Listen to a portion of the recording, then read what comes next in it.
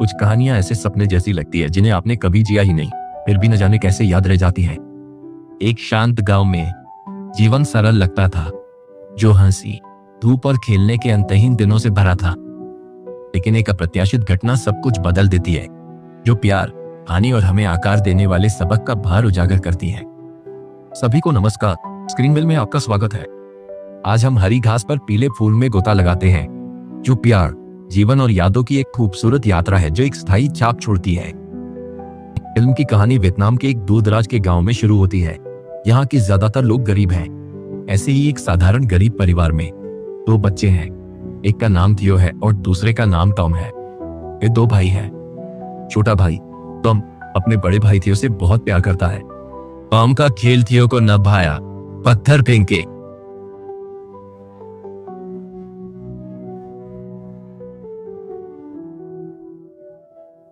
हालांकि थियो को यह खेल पसंद था, टॉम को यह बिल्कुल भी पसंद नहीं था। फिर भी थियो को खुश रखने के लिए टॉम ने पत्थर धीरे से फेंका ताकि वह थियो को न लगे। लेकिन थियो ने उसे ठीक से फेंकने के लिए कहा। एक छोटा पत्थर थियो के पेट में लगा, वह जमीन पर गिर गया। टॉम डर गया और पास भागा, केवल यह देखने के लिए कि थियो नाटक कर रहा था। जब टॉम पास आया तो उस पल का फायदा उठाकर थियो ने बहुत जोर से एक पत्थर फेंका और वह टॉम के सिर पर जा लगा। थियो डर गया। उसे पता न था उसकी फेंक से टॉम बहुत चोटिल हुआ। टॉम नाराज नहीं, उसने पूछा, नाटक क्यों? रणनीति से जीतो।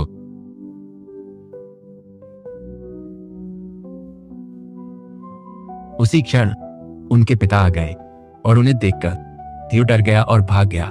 फिर उनके पिता टॉम को घर वापस ले गए। रात में जब थियो पढ़ने बैठता तो टॉम उसके लिए खाना लाता। टॉम बहुत छोटा था, अभी स्कूल जाने की उम्र भी नहीं हुई थी। थियो पढ़े, पमसंग, उसका पालतू मेंढक। मेंढक से खेलता, उसे चाहता है। सुबह खिलाया, वह नहीं खाया, छोड़ दिया। क्यों? गायब, लौटेगा, घर यहीं। ठीक वैसे ही जैसे तुम दिन भर कहीं भी जाओ, रात को घर लौटते हो, मेंढक भी घर लौट आएगा। छोटे टॉम से इतनी समझदारी भरी बातें सुनकर थियो हंसने लगा और बोला, इन दिनों तुम कुछ ज्यादा ही समझदार हो गए हो।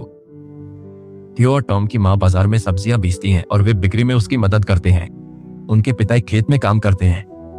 रात में टॉम और थियो कहानियां सुनने के लिए अपने छोटे चाचा डैन के पास जाते हैं। डैन उन्हें एक राजकुमारी की कहानी सुनाता है।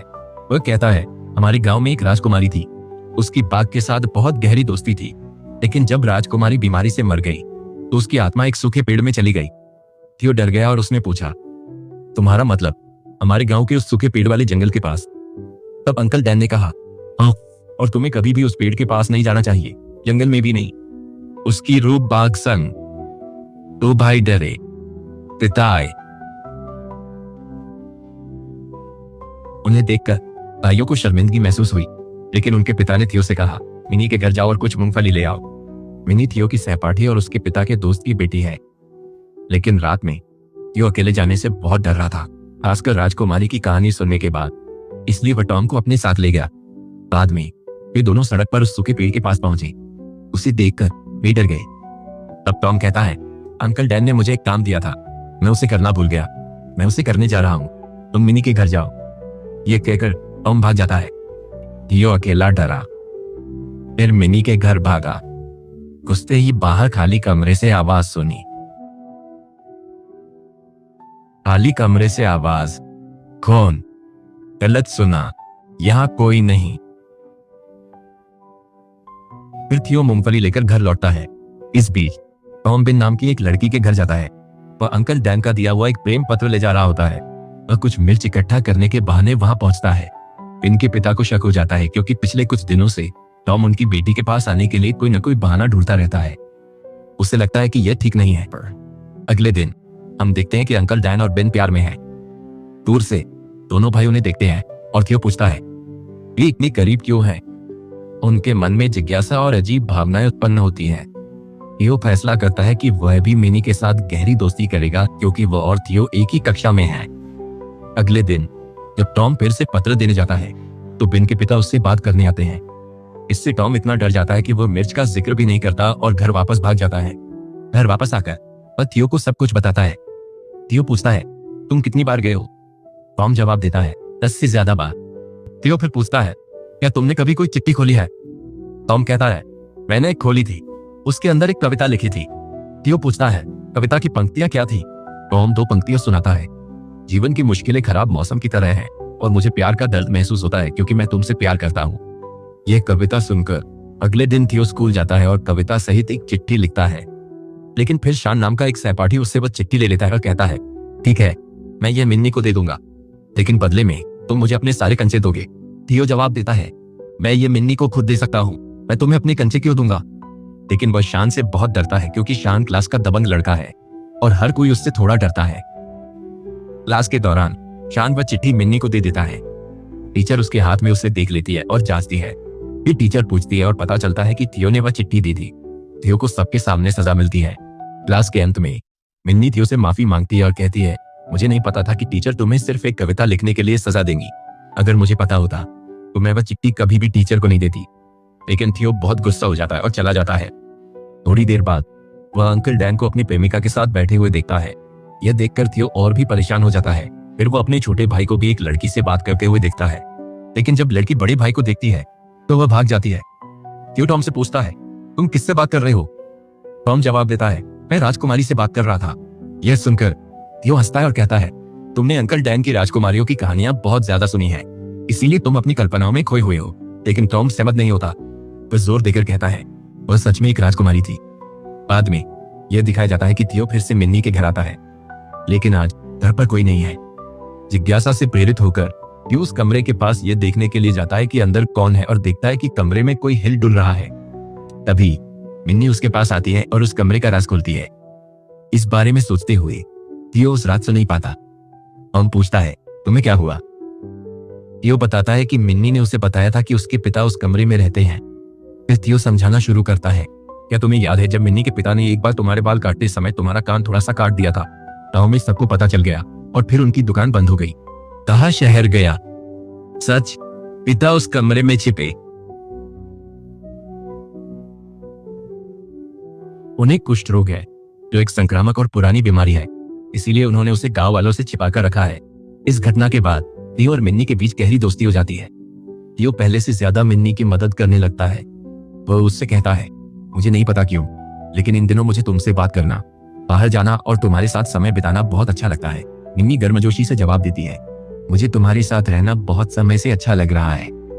यह सुनकर थियो बहुत खुश हो जाता है।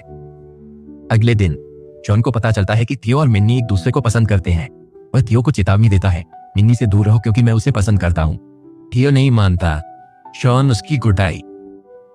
घर पर टॉम मेंढक संग खेल। क्या हुआ? मैं उससे निपटूंगा। एक चालाक योजना का उपयोग करके टॉम शॉन को बाहर बुलाता है। फिर दोनों भाई मिलकर शॉन का सामना करने जाते हैं। हालांकि ये शक्तिशाली शॉन से लड़ने के लिए काफी मजबूत नहीं है। एक समय टॉम अपनी बुद्धि का उपयोग करता है और शॉन पर हमला करता है। उसकी पीठ पर कुछ रखते हुए उसे चेतावनी देता है, मेरे भाई से दूर रहो वरना। शॉन डरा, बच्चे हल्के नहीं, मानकर चला। थियो, ऐसा करोगे तो जेल। टॉम, चाल थी, बस निलक्टर था। देखकर थियो खुश। रणनीति बिन, लड़ाई हारोगी। यह सुनकर थियो और भी खुश हो जाता है क्योंकि उसके छोटे भाई ने उसे जो रणनीति बताई थी वह वही है जो उसने उससे सीखी थी। तब से थियो अपने छोटे भाई को और भी ज्यादा प्यार करने लगता है। फिर गांव के मेले का दिन आता है। मेले में सभी लोग खूब मजा करते हैं।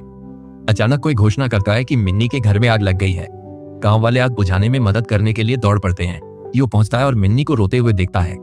दोनों भाई बहुत चिंतित हैं क्योंकि केवल वे ही जानते हैं कि मिन्नी के पिता घर के अंदर हैं। उसके पिता का क्या होगा? अपनी चिंता के बावजूद वे चुप रहते हैं। अगली सुबह थियो मिन्नी की मदद करने आता है। थियो की माँ समझ आती है कि मिन्नी की माँ काम के लिए शहर गई है, इसलिए अब उसकी देखभाल करना उनकी जिम्मेदारी है। वह थियो से कहती है, तुम मिन्नी का ध्यान रखना। यह सुनकर थियो बहुत खुश होता है। वह मिन्नी के लिए खाना लाता है। फिर मिन्नी उसे सच बताती है, उसकी माँ उसके पिता को खोजने के लिए शहर गई है। थियो कहता है, तुम्हारे पिता जिंदा है। मिनी थियो से कहती है कि वह चुप रहे और किसी को ना बताए। वह कहती है, मैं चाहती हूँ कि मेरे पिता स्वस्थ होकर वापस आए। अगर गांव वालों को पता चल गया तो इससे हमें परेशानी होगी। एक रात भारी बारिश होती है। मिनी रात में डर जाती है और थियो के बगल में सोने आ जाती है। अगली सुबह मिनी की माँ आती है और सूचित करती है कि वे घर भेज देंगे, मतलब वे शहर जा सकते हैं। इस वजह से मिनी कुछ दिनों के लिए थियो के घर पर रहती है। इससे थियो बहुत खुश होता है, लेकिन उसका छोटा भाई टॉम और भी खुश है क्योंकि मिनी उनके साथ रहेगी। टॉम की मिनी के साथ जल्दी ही गहरी दोस्ती हो जाती है और मिनी को भी टॉम के साथ बहुत मजा आता है, जो उससे थोड़ा छोटा है। हालांकि थियो को यह पसंद नहीं आता। थियो की माँ आती है और बताती है कि मिनी की माँ को उसके पति मिल गए हैं और डॉक्टर ने कहा है कि उन्हें त्वचा की बीमारी है। यह न संक्रामक है न खतरनाक और ठीक हो जाएगी। यह सुनकर मिनी बहुत खुश होती है। फिर थियो की माँ मिनी से कहती है कि जब उसकी माँ को शहर में रहने की जगह मिल जाएगी तो वह उसे लेने आएगी। भले ही इस खबर से सभी खुश हैं, थियो को ऐसा महसूस नहीं होता। इसके अलावा टॉम और मिनी के बीच की दोस्ती देखकर उसे जलन होती है। जब मिनी देखती है कि थियो परेशान है तो वो उसे खुश करने के लिए एक किताब लाती है, लेकिन थियो बात नहीं करना चाहता। इस बीच हम देखते हैं कि मिनी और टॉम बाहर खेल रहे हैं जबकि थियो घर पर बैठा है। उसी समय एक आदमी थियो के माता पिता के घर आता है। क्योंकि घर पर कोई नहीं है, वह आदमी जाने वाला होता है। तभी वह टॉम के पालतू मेंढक को देखता है और उसे ले जाता है। थियो उस आदमी को रोकना चाहता है, लेकिन फिर उसे याद आता है कि टॉम ने मिनी से दोस्ती कर ली है। ईर्ष्या के कारण वह उस आदमी को नहीं रोकता और चुपचाप बैठा रहता है। जब टॉम घर लौटता है और मेंढक को गायब देखता है तो वह रोने लगता है। वह थियो से पूछता है कि मेंढक कहाँ है। थियो कहता है कि वह शायद कहीं चला गया होगा और वापस आ जाएगा, लेकिन टॉम बहुत रोता है। अपने छोटे भाई को रोता देख थियो को बेचैनी होती है। भले ही उसे जलन होती है, लेकिन वह अपने भाई को परेशान नहीं देख सकता। थियो दूसरी जगह दौड़कर एक मेंढक ढूंढता है जो बिल्कुल टॉम वाले जैसा दिखता है। फिर थियो से टॉम को खुश करने लाता है, लेकिन फिर टॉम कहता है कि उसे वह मेंढक कभी वापस नहीं मिलेगा क्योंकि उस आदमी ने उसे मारकर सूप बना लिया था, क्योंकि वियतनाम में लोग मेंढक खाते हैं। ये सुनकर थियो को दुख होता है। इसी वजह से वो अपने छिपाए हुए मेंढक को टॉम को नहीं देता, क्योंकि अब वह यह नहीं कह सकता कि यह असली मेंढक था। फिर से बारिश शुरू हो जाती है, लगातार बरसती रहती है। बारिश में हम थियो को भागते हुए देखते हैं क्योंकि उसके छोटे भाई की सबसे प्यारी चीज उससे छीन ली गई है, लेकिन ईर्ष्या के कारण उसने उसे नहीं रोका। इससे टॉम बहुत दुखी हो जाता है और थियो को गहरा दर्द महसूस होता है। वह गांव के दूसरे छोर पर एक शांत जगह पर भागता है, चुपचाप रोता है और मेंढक को छोड़ देता है। जल्दी लगातार बारिश के कारण गांव में बाढ़ आ जाती है। लोग अपने घरों में फंस जाते हैं और कई घर डूब जाते हैं। घरेलू जानवर मर जाते हैं। कुछ दिनों बाद जब बाढ़ का पानी उतरता है तो जीवन सामान्य हो जाता है, लेकिन हर कोई बहुत गरीब है। थियो के परिवार की स्थिति, जो पहले से ही मुश्किल थी, और भी खराब हो जाती है। बाढ़ उनकी सारी चावल की फसलें नष्ट कर देती है। गरीबी इस हद तक बढ़ जाती है कि उन्हें भरपेट खाना भी नहीं मिलता। कभी कभी उनके माता पिता खुद भूखे रहकर दोनों भाइयों और मिनी को खाना खिलाते हैं। यहाँ हम समझते हैं कि उनके पिता बहुत दयालु हैं, जो खुद और अपने परिवार के भूखे रहने पर भी एक बाहरी बच्चे को खाना खिला रहे हैं। मुश्किलें जारी। मछली पकड़ते टॉम को सोना सा मिला।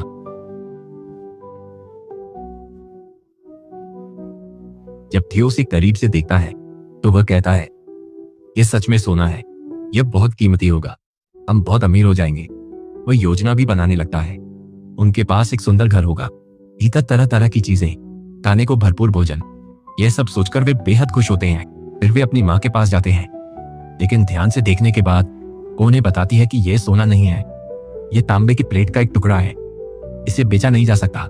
यह सुनकर थियो को बहुत दुख होता है। उसने बहुत कुछ सोचा था, यह विश्वास करते हुए कि उनकी गरीबी खत्म हो जाएगी, लेकिन अब उसके सारे सपने टूट गए। बाढ़ के बाद थियो आलू की तलाश में बर्बाद खेत में जाता है। बड़ी मेहनत से उसे 3 आलू मिलते हैं। अब मन ही मन सोचता है कि एक उसके लिए, एक टॉम के लिए और एक मिनी के लिए है, लेकिन तभी शान आता है और उससे आलू छीनने की कोशिश करता है। इस बार थियो डरता नहीं है, वह शान से जमकर लड़ता है और आलू अपने पास रख लेता है। हालांकि जब वह घर लौटा है तो वह अपने छोटे भाई और मिनी को अंदर बात करते हुए सुनता है, और ध्यान से सुनने पर उसे लगता है कि वे चिकन खा रहे हैं। थियो बहुत गुस्सा हो जाता है। वह सोचता है, मैं इतनी मेहनत से उनके लिए ये आलू लाया और टॉम वहां मेरी पसंद की लड़की के साथ बैठकर चिकन खा रहा है, उसने मेरे बारे में सोचा भी नहीं। गुस्से में थियो लकड़ी का एक टुकड़ा पकड़ता है और टॉम की पीठ पर मारता है। टॉम दर्द से चिल्लाता है। तब थियो देखता है कि वे वास्तव में चिकन नहीं खा रहे थे। नाटक। थियो स्तब्ध, समझा। अपने खेल में वे कह रहे थे, मैंने चावल पकाया, मैंने चिकन पकाया, थियो ने यह बाहर से सुना। सच्चाई जानने के बाद थियो को बहुत दुख होता है, पर तभी टॉम की हालत इतनी बिगड़ती है कि वह हिल नहीं पाता। थियो उसे उठाने की कोशिश करता है पर नहीं उठा पाता। फिर वह फौरन माता पिता को फोन करने जाता है। टॉम कहता है, माँ पापा को मत फोन करो, उन्हें मत बताओ कि तुमने मुझे मारा, वरना भी डांटेंगे। कहना, मैं पेड़ से गिरा, चोट लगी। फिर भी थियो बहुत चिंतित था। डॉक्टर आता है और कहता है कि टॉम की हालत बहुत गंभीर है, उसे शहर के किसी अच्छे डॉक्टर के पास ले जाने की जरूरत है। अपनी गरीबी के बीच थियो के पिता टॉम को शहर ले जाते हैं, लेकिन शहर का डॉक्टर भी ज्यादा कुछ नहीं कर पाता और इलाज में बहुत खर्च आएगा। थियो के पिता पहले ही अपनी गाय बेच चुके हैं। तब थियो की माँ कहती है, हमारे पास बेचने के लिए कुछ भी नहीं बचा है। थियो ये सब सुनता है और उसे बहुत अपराध बोध होता है और वह खुद टॉम की देखभाल करने लगता है। उस रात टॉम बिस्तर पर दर्द से रोता है। छोटे भाई को सुनकर थियो पछताता है। उसे अपनी भारी गलती और परिवार, खासकर टॉम के दुख का बोध है। कुछ दिनों बाद मिनी की मां मिनी को शहर ले जाने के लिए आती है। मिनी को टॉम को इस हालत में छोड़कर बहुत दुख होता है, लेकिन कुछ किया नहीं जा सकता। थियो देखता है कि मिनी उससे बहुत नाराज है क्योंकि यह उसी की गलती है कि टॉम इस हालत में है। मिनी के जाने के बाद थियो बहुत रोता है। अपने छोटे भाई को दिन भर बिस्तर पर पड़ा देखकर वह और भी दुखी हो जाता है। वह टॉम के लिए खाना लाता है, लेकिन टॉम कहता है, मुझे दिन भर ऐसे बिस्तर पर पड़े रहने से बहुत चिढ़ होती है। अगले दिन थियो टॉम बिस्तर पर बैठा देख चकित, कैसे? टॉम जवाब देता है, राजकुमारी मुझसे मिलने आई थी, उसने चांदी के रंग की पोशाक पहनी थी। मैंने खिड़की से उससे बहुत देर तक बात की और उसे देखकर मैं उठकर बैठ पाया। थियो सोचता है कि शायद यह सब टॉम की कल्पना में हो रहा है, क्योंकि वह इतने लंबे समय से बीमार है। वह टॉम को उठाकर बाहर ले जाता है। कई दिनों के बाद ताजी हवा महसूस करके टॉम को बहुत खुशी होती है। अगले दिन थियो लौटता। टॉम खड़ा। तुम कैसे खड़े? यह सुनकर टॉम बिस्तर पर बैठ जाता है और कहता है, यह सब राजकुमारी की वजह से हुआ, वह फिर से आई थी। थियो जवाब देता है, अगर माँ यह सुन लेगी तो वह तुम्हें पागल कहेगी। टॉम कहता है, मैं झूठ नहीं बोल रहा, वह आई थी और मुझे एक तोहफा भी दिया। अगर तुम्हें यकीन नहीं है तो देखो। फिर थियो टॉम के हाथ में एक पीला फूल देखता है। वह चकित है। टॉम को यह फूल कैसे मिला? या इसका मतलब यह है कि बाग वाली राजकुमारी सच में टॉम से मिलने आती है। बाद में जब थियो खिड़की से बाहर देखता है तो उसे बाहर बहुत सारे पीले फूल बिखरे हुए दिखाई देते हैं। बाहर जाकर वह देखता है कि पीले फूल पूरी सड़क पर फैले हुए हैं। फूलों के निशान का पीछा करते हुए वह उस जगह पहुंचता है जहां वह मरा हुआ पेड़ खड़ा है, लेकिन फूल वहां खत्म नहीं होते। वे जंगल में और आगे तक जाते हैं। थियो उनका पीछा करते जंगल की गहराई में जाता है और घर दिखता है। वहां वह लड़की को अपने पिता से बात करते देखता है। उसके पिता उसे राजकुमारी नहीं कहकर बुलाते हैं और उसे बाहर जाने से मना करते हैं। नहीं कहती है, ठीक है, मैं नहीं जाऊंगी। फिर नहीं अपनी गुड़िया से अकेले में बात करती है, मैंने पीले फूल उस राजकुमार को दिए, राजा से फिर मत कहना। राजा को पता चला तो बहुत डांटेंगे, वो मुझे बाहर नहीं जाने देते, लेकिन मैंने एक निशान छोड़ा है, मेरा राजकुमार मुझे यहाँ ढूंढने जरूर आएगा। थियो छिपकर यह सब सुनता है। उसी क्षण लड़की के पिता थियो को देख लेते हैं। वह पूछता है, तुम मेरे राज्य में क्या कर रहे हो? थियो उस आदमी को देखकर चौंक जाता है क्योंकि वो उसे पहचानता है। उस आदमी का नाम मिस्टर टिम है। वह सर्कस में प्रदर्शन करता था और काफी प्रसिद्ध था। थियो को समझ नहीं आता कि यह आदमी अपनी बेटी के साथ जंगल में क्यों रह रहा है। रात में थियो अपने पिता से पूछता है, टिम, दिक्कतें औरों क्यों? सर्कस देखा। उसके पिता जवाब देते हैं, वह शायद अब किसी दूसरे शहर के सर्कस में काम कर रहा है। तब थियो की मां पूछती है, तुम उसके बारे में इतनी उत्सुकता क्यों दिखा रहे हो? थियो बताता है, आज दोपहर मैंने उसे जंगल में मरे हुए पेड़ के पास देखा। उसकी मां गुस्से से कहती है, तुम वहां फिर कभी नहीं जाओगे। थियो जवाब देता है, तुम सिर्फ उनके कहने से इतना क्यों डर रहे हो? उसकी मां समझाती है, मिस्टर टिम और उनकी बेटी अचानक मानसिक रूप से स्थिर हो गए। अब वे इस जंगल में अकेले रहते हैं। थियो पूछता है, क्या उन्हें बाघ से डर नहीं लगता? उसकी मां कहती है, उस जंगल में कोई बाघ नहीं है। तुम्हारे अंकल डैन ने तुम्हें झूठी कहानी सुनाई ताकि तुम उस मरे हुए पेड़ के पास न जाओ और उनसे न मिलो। यह सुनकर थियो अगले दिन जंगल में जाता है और मिस्टर टिम से बात करने आता है। पहले तो टिम उसे न पहचानने का नाटक करता है। जब थियो बात करने की कोशिश करता है तो टिम उसे घर से दूर ले जाता है। थियो गंभीरता से पूछता है कि वह अपनी बेटी के साथ जंगल में क्यों रह रहा है। मिस्टर टिम अपनी कहानी शुरू करते हैं। खुशहाल,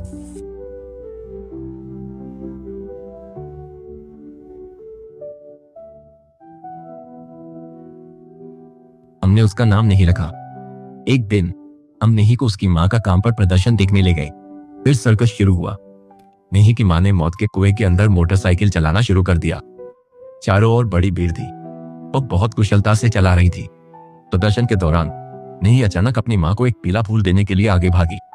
ऐसा करते समय वह लगभग कुएं में गिर ही गई थी। मैंने उसे ठीक समय पर पकड़ लिया, लेकिन उसकी माँ ने यह देख लिया। मोटरसाइकिल से उसका ध्यान भटक गया और वो बाइक के साथ ऊपर से नीचे गिर गई। नेही की माँ की वही मृत्यु हो गई। इस त्रासदी के कारण नेही को गहरा सदमा लगा और वह खुद को एक राजकुमारी के रूप में कल्पना करने लगी। उसने अपना मानसिक संतुलन खो दिया। गांव वाले उसे पागल कहने लगे। नेही को पागल कहे जाने से बचाने के लिए मैंने खुद पागल होने का नाटक किया और इस जंगल में रहने आ गया, ताकि कोई मेरी बेटी को पागल न कहे। मैं अपनी राजकुमारी के साथ जंगल में एक राजा की तरह रहता हूँ। यह सब सुनकर थियो बहुत दुखी हो जाता है। उस रात टॉम सो नहीं पाता है। थियो उससे पूछता है कि क्या हुआ है और वह क्यों सो नहीं पा रहा है। टॉम कहता है, राजकुमारी के साथ कुछ जरूर हुआ है। वह मुझसे मिलने नहीं आ रही है। शायद व्यस्त, समय मिला तो आएगी। सुबह टॉम बिस्तर से गायब। बाहर वह सड़क पर पीले फूल बिखरे हुए दिखता है। यह देखकर थियो समझ जाता है कि नहीं आई है। वो अपने भाई को खोजने के लिए पीले फूलों के निशान का पीछा करता है। रास्ते में वह देखता है कि टॉम ठीक से चल नहीं सकता, फिर भी वह बैसाखी के सहारे राजकुमारी को खोजने निकला है। थियो उसे घर लाकर कहानी सुनाता है और उसे फिर से चलने की कोशिश में मदद करता है। उसी पल वे देखते हैं कि सड़क पर कुछ लड़के नेही को अकेला पाकर उसे पागल कहकर छेड़ रहे हैं। यह देखकर टॉम इतना गुस्सा हो जाता है कि वह उसकी रक्षा के लिए आगे बढ़ता है।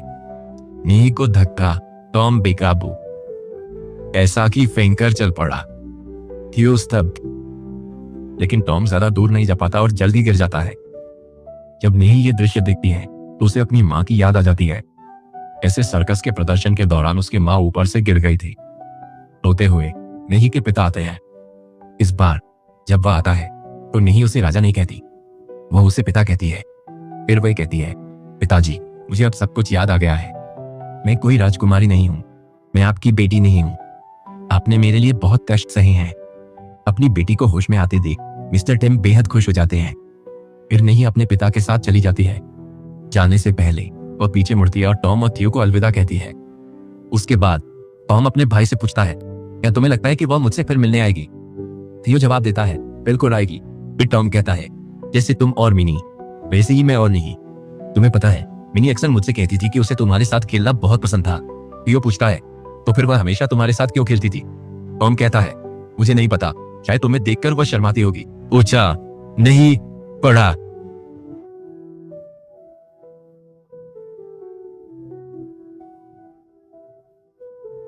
किताब के एक पन्ने के भीतर एक पीला फूल और कुछ शब्द लिखे हुए हैं। जीवन की कठिनाइयां बुरे मौसम की तरह हैं और मैं प्यार का दर्द महसूस करता हूं क्योंकि मैं तुमसे प्यार करता हूं। थियो ने यह लिखकर एक बार मिनी को दिया था। वही पत्र मिनी ने किताब के अंदर छिपाकर उन्हें लौटा दिया था क्योंकि वह सीधे देने में झिझक रही थी। पत्र के बगल में एक पीला फूल था। यह देखकर थियो बहुत खुश होता है और महसूस करता है कि जितना गहरा प्यार वह मिनी से करता है उतना ही प्यार वह भी उससे करती है। उसी समय थियो ने भाईचारे का असली मतलब खोज लिया है। उसे एहसास होता है कि वह कितना भाग्यशाली है कि इस दुनिया में उसके पास टॉम जैसा भाई है। एक भाई जो दुख, दर्द और खुशी में उसके साथ खड़ा रहा है। खुद भारी नुकसान उठाने के बावजूद भी हर बाधा से उसकी रक्षा करता आया है। टॉम अब भी थियो को बचाने की कोशिश करता है और इसी के साथ कहानी खत्म हो जाती है। अगर इस कहानी ने आपके दिल को छुआ है तो और भी खूबसूरत और भावनात्मक फिल्मी सफर के लिए स्क्रीन बिल को सब्सक्राइब करें।